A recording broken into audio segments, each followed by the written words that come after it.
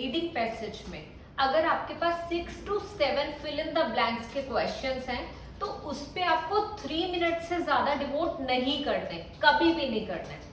In this video मैं आपको explain करूंगी कि कैसे आपको reading fill in the blanks करने, वो भी एकेडमिक आइल्स रीडिंग के, and that too with the easiest method. जब आप ये फिल इन द ब्लैंक्स करोगे आपको बाकी के क्वेश्चन टाइप्स के भी आंसर्स इजीली मिल जाएंगे, जो कि है multiple choice questions and true false not given. The Montreal study, so इतना क्लियर हो गया कि वो एक स्टडी की बात करें जो कि मॉन्ट्रियल स्टडी है।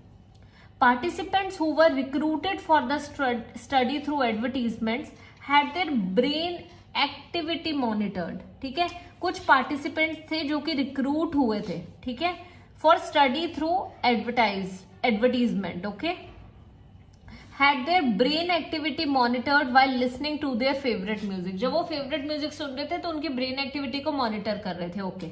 It was noted that the music stimulated the brain's neurons to release a substance called dash in two of the parts of the brain, ठीक है, which are associated with feeling। so उन्होंने clearly बोला कि एक substance release करते हैं brain के neurons. so हमें सबसे पहले देखना है कि मॉन्ट्रियल स्टडी की बात पैसेज में कहाँ हुई है।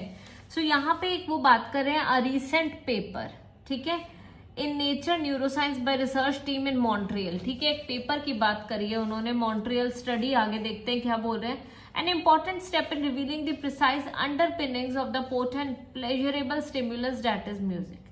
Although the study involves plenty of fancy technology, यहाँ पे तो स्टडी इन्वॉल्व कर रही है, ठीक है, बट इधर उन्होंने मेनली बात करी है, ठीक है, 217 individuals who responded to advertisements requesting people who experience chills to instrumental music. The scientists narrowed down the subject pool to 10. They then asked the subjects to bring to in their playlist of favorite song virtually to every genre was represented from techno to tango and played them the music। ठीक है, तो ये अभी हमें पता चल गया वो जो कर रहे हैं, ठीक है, बट मेन उन्होंने क्या वो करा कि पार्टिसिपेंट्स के साथ क्या हुआ यहाँ देखते हैं। What rather is more significant is that the finding is that dopamine neurons in the caudate region, a region of the brain involved in learning stimulus response associations and in anticipating food and other reward stimuli, were at their most active around 15 seconds before the, वो बहुत ज्यादा active थे 15 seconds before participants favorite moment। so हमें answer definitely हमारा कहाँ है, para 3 में। ज्यादातर नोटिस करना जब फिलअप्स होंगे, समरी होगी तो वो throughout the passage distributed होगी, अगर फिलअप्स होंगे तो किसी एक या दो पैराग्राफ्स में सारे आंसर आपको मिल जाएंगे। सो हेयर पैरा 3 में हमारा आंसर है, डेट्स फॉर श्योर। सो उन्हें क्या पता चला, जो फाइंडिंग थी उस रिसर्च की, उस स्टडी की, वो यहाँ पैरा 3 में बताया और स्टडी की बात उन्होंने पैरा 2 में भी कर ली। सो इधर देखते हैं, participants who were recruited had the brain activity monitored, ये उन्होंने कहाँ पे बात करी थी, पैरा 2 में बताया था ये, है ना, पैरा बी कह सकते हो, 2 कह सकते हो। फिर उन्होंने बताया it was noted that, discover करा गया, डिस्कवर हुआ, नोटेड हुआ, that the music stimulated the brain's neurons to release a substance called, ठीक है, finding that dopamine neurons in the caudate region of the brain involved in learning, ठीक है।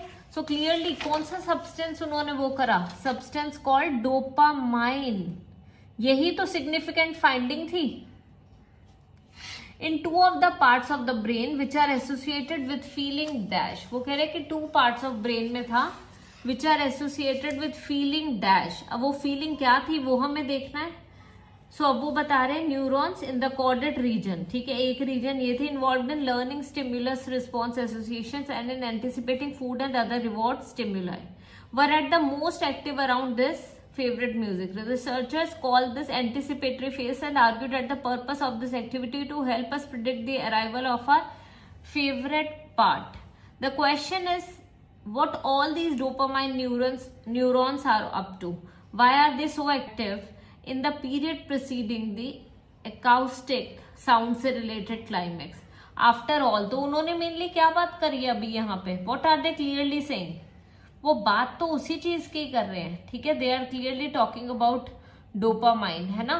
सो उन्होंने क्या बताया है, have demonstrated, numerous studies have demonstrated, वो यही बता रहे हैं कि डोपामाइन की बात करी उन्होंने, what rather is more significant, dopamine neurons caudate region में है, इन्वॉल्व कर रहे हैं ये, बट हमें नेक्स्ट फीलिंग ढूंढनी है, तो फीलिंग हमें देखना है। मेजर कीवर्ड पे फोकस करो, हर एक वर्ड को समझने की गलती मत करो, ठीक है। तो उन्होंने बोला in 2 of the parts of brain which are associated with feeling dash, ठीक है।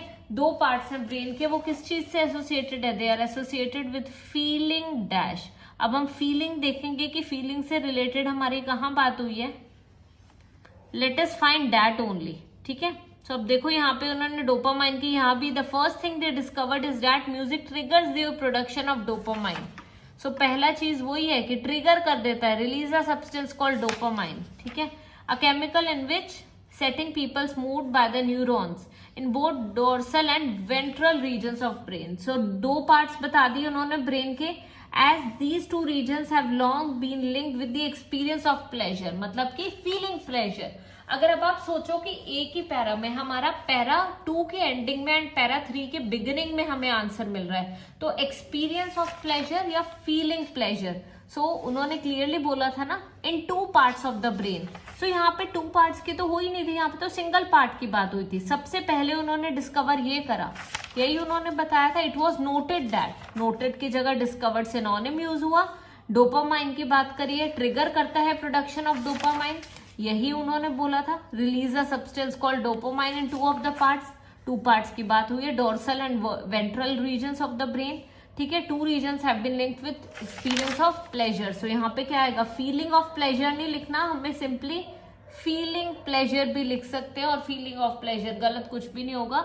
Associated with feeling of pleasure या फीलिंग प्लेजर कुछ भी गलत नहीं होगा, both will be correct. Next, researchers also observe, अब उन्होंने पहला तो ये बता दिया कि उन्होंने ये ऑब्जर्व करा, first thing also observed what is rather more significant is that the finding of dopamine neurons in the caudate region, ठीक है। so observe that the neurons in the area of the brain called the caudate, अभी हमने पढ़ा ना, अगर आप यही चीज थोड़ा सिमिलर लग रहा है, जब मैंने भी पहली बार पढ़ा था थोड़ा सा मैं कंफ्यूज हो गई थी, है ना, क्योंकि मुझे लगा पैरा 3 में आंसर है, और ये गलती आपके साथ भी हो सकती है, बट आपने ध्यान से पढ़ना है वो क्या बोल रहे हैं।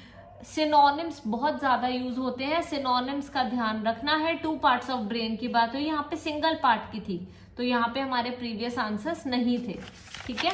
सो कॉर्डेट मिल गया, were particularly active just before the participants favourite movements in the music, ये उन्होंने बताया, ये favourite movements in the music, मतलब यहाँ तक हमारा हो गया, इसके आगे पढ़ेंगे for the next answers. Now were particularly active just before the participants' favorite moments in the music, the period known as the dash। favorite moments जब होते हैं उस period को क्या बोलते हैं, वो ये बता रहे हैं, favorite moments in the music, the researchers call this anticipatory phase। इस period को क्या बोलते हैं, anticipatory phase।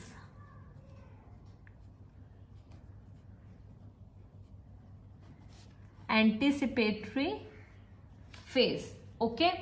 Activity in this part of the brain is associated with the expectation of reward stimuli such as, clearly उन्होंने reward stimuli की बात यहाँ पे करी थी, in anticipating reward stimuli such as food। हर एक वर्ड के मीनिंग को मैच मत करो, बस जब आंसर मिल जाए, फिलअप में एक बहुत ही अच्छा मेथड होता है प्रूफ चेक करने का, आंसर मिल जाए तो उसी सेम सेंटेंस को दोबारा पढ़ लो, आपको क्लियरली समझ आ जाएगा कि वो करेक्ट है या रॉन्ग है, ठीक है। बस उसी तरीके से फिलअप्स करने, fill ups will never be wrong, and when you get fill ups the answers will be in 1 or 2 paragraphs, but अगर फिल इन द समरी है तो वो throughout the passage divided होगी। So take care of this thing, थोड़ा smart work करो। एक student ने मेरे से बहुत अच्छा कमेंट करके पूछा था, और उसमें बहुत ही वैलिड क्वेश्चन था उस स्टूडेंट का, और क्वेश्चन ये था कि मैम लेट से हमें खाली 4 पैराग्राफ्स के ट्रू फॉल्स, ठीक है, हमें हेडिंग्स मिली हैं और हमें हेडिंग्स में खाली 4 ही पैराग्राफ्स के लिए ढूंढनी है। सो पर अब उन्होंने हमें पैराग्राफ्स तो ऑब्वियसली बताए नहीं है, हमारे पास बस ऑप्शंस हैं और 4 ही क्वेश्चंस हैं। सो हमें पूरा पढ़ना पड़ेगा अगर 8 पैराग्राफ्स हैं तो उस केस में हमारा टाइम बहुत ज्यादा वेस्ट होगा। यार ये मत सोचो कि टाइम वेस्ट होगा, first, second, third and last में मिल गए, ये वाले दोनों ही आपने एक्स्ट्रा पढ़े, बट ये दोनों जो आपने एक्स्ट्रा पढ़े हैं इनके बेसिस पे आपको बाकी 2 क्वेश्चन टाइप्स के आंसर्स इजीली मिल जाएंगे।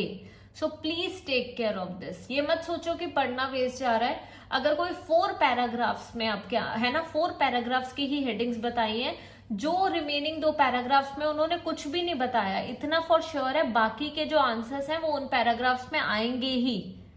अपार्ट फ्रॉम दी 4 पैराग्राफ्स, उन पैराग्राफ्स में भी आंसर आएंगे। तो पढ़ना वेस्ट नहीं जाएगा, आंसर्स इजीली लोकेट हो पाएंगे, अंडरस्टैंडिंग बेटर होगी and on the basis of that reading काफी इंप्रूव होगी आपकी। So this is the way आपने फिलअप्स करने हैं। फिलअप्स में कभी भी कोई गलती नहीं करनी है इसके बाद।